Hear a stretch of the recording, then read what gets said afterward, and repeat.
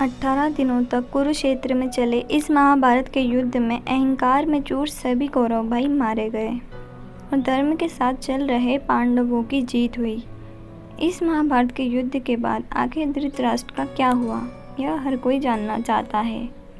मुख्य बातें: कौरवों और पांडवों के बीच हुआ महाभारत युद्ध सदियों से चर्चा में रहा है। इस पूरे महायुद्ध में एक बड़ी भूमिका कौरवों के पिता धृतराष्ट्र की भी थी। जब महाभारत के युद्ध की नींव रखी जा रही थी तब हस्तिनापुर के राजा थे धृतराष्ट्र। कौरवों और पांडवों के बीच हुआ महाभारत यह हमेशा से ही चर्चा में रहा है। जमीन और राज्य को लेकर हुई इस आर पार की लड़ाई में कई खून के रिश्ते ताक पर रख दिए गए। युद्ध भूमि में किसी ने अपने भाइयों का वध किया तो किसी ने अपने गुरुओं का। धर्म युद्ध की इस लड़ाई में स्वयं स्वामी नारायण कृष्ण भगवान भी अहम भूमिका निभा रहे थे। इस पूरे महायुद्ध में एक बड़ी भूमिका कौरवों के पिता धृतराष्ट्र की भी थी। कहा जाता है कि महाभारत का युद्ध उनके ही पुत्र मोह के कारण और उनके ही गलत फैसलों के कारण हुआ था। उनके ही छोटे भाई विदुर ने राज दरबार में एक बार कहा भी था कि इतिहास उन्हें इस घोर विपदा का हमेशा उत्तरदायी ठहराता रहेगा। 18 दिन तक चले कुरुक्षेत्र में इस महाभारत के युद्ध में सैकड़ों जाने गई। अहंकार में चूर सभी कौरव भाई मारे गए और धर्म के साथ चल रहे पांडवों की जीत हुई। इस महाभारत के युद्ध के बाद आखिर धृतराष्ट्र का क्या हुआ? जब महाभारत के युद्ध की नींव रखी जा रही थी तब धृतराष्ट्र हस्तिनापुर के ही राजा थे। वह नेत्रहीन थे। आंखों से तो वह नेत्रहीन थे ही, लेकिन उनके कार्य भी ऐसे ही थे। उनके बेटों के गलत कामों को भी हमेशा नज़रअंदाज करते गए और कभी भी धर्म व अधर्म में भेद नहीं किया। उनके पास कोई दृढ़ दृष्टि भी नहीं थी। वे केवल पुत्र मोह में बंधे थे। एक तो वो नेत्रहीन और ऊपर से वे दिशाहीन थे।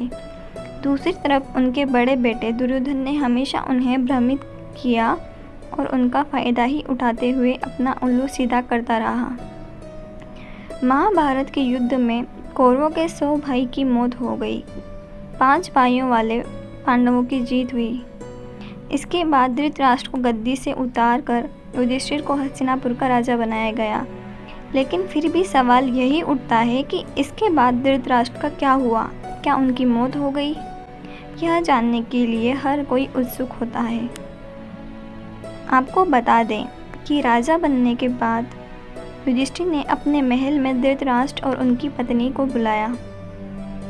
भीम को छोड़कर सभी पांडव भाई ने धृतराष्ट्र की खूब आवभगत की, लेकिन भीम उन्हें याद दिलाता रहा कि उन्होंने किस तरह युद्ध भूमि में उनके बेटों का वध किया था।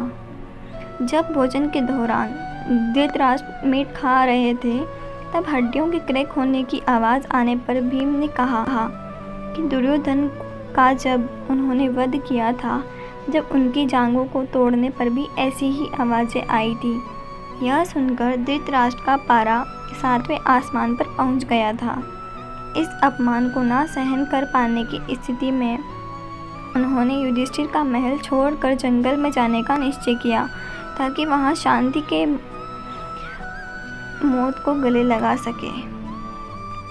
इसके बाद वे पत्नी गांधारी, पांडवों की मां कुंती और संजय के साथ जंगल को निकल पड़े। एक दिन उसी जंगल में कहीं से आग लग गई।